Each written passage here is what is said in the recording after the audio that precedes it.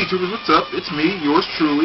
I am back to post a video following up the video I did a little while ago that was the good idea video where someone, I forgot the username, had suggested there are a lot of people here in the vinyl community that follow the vinyl community but don't really post videos, so to give them a chance to kind of put out a few questions for a thread response. And I put up that video and got a lot of good questions in there, and I thought tonight I would just pick out maybe 6 or 7 of those questions and kind of do the first vinyl community thread, if you will. Matter of fact, that's probably what I'll label as vinyl community thread. So some really good stuff there. In terms of what I'm playing in the background, I always want to make sure I do that. Motorhead, No Sleep at All. This is basically a live LP. Just picked this up like an hour or so ago, which is really nice. So that's that. Now let's kind of get to the question. There was 6 or 7 that I pulled out here, and the first question, and what I did too is some questions were kind of in the form of statements and things like that, so I kind of, tweaked them a little bit to make them thread questions or whatever, but still stayed to what the person was asking. So the first one was, and I forgot to write down the username of who asked this, but the question was, what are your favorite vinyl labels?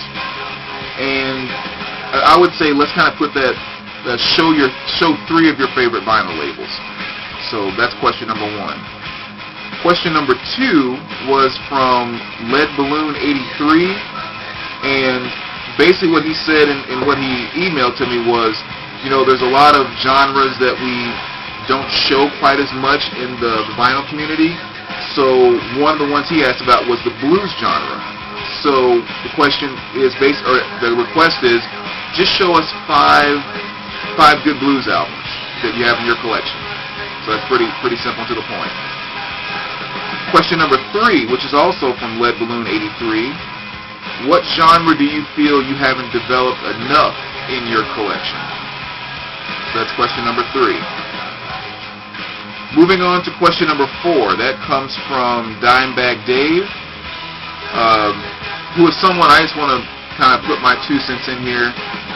I really would like to see him start posting videos. Obviously, he has a ton of stuff. He has a ton of knowledge. He's extremely active in this community. Dimebag, get something on camera. I can't wait to see your collection. I can't wait to see you. I mean, just the whole 9. So everybody out there, keep pressuring Dimebag to get his camera out, because the guy knows this stuff, and I know he has a lot of stuff. But this question came from Dimebag, which is, he basically asked about music DVDs. People show some of their music DVDs. So I would say just show 5 good music DVDs that you really like. So we'll kind of limit it to 5. Question number 5. This comes from Zombie, which I believe is spelled with an X, so it's XZombie25. And his question was, what do you like to do besides collect vinyl? Which is kind of a very good yet simple question that we've all just skipped over quite a bit since this vinyl community really got kind of up and running. We spend so much time talking about records that we love and everything else. I mean, I'm sure there's other passions that we have in life besides just vinyl. So, very good question there. Alright, so move on to question number 6. And this comes from username ThePinkLP. And his question was, how often do you get new records that are warped? So that's his question.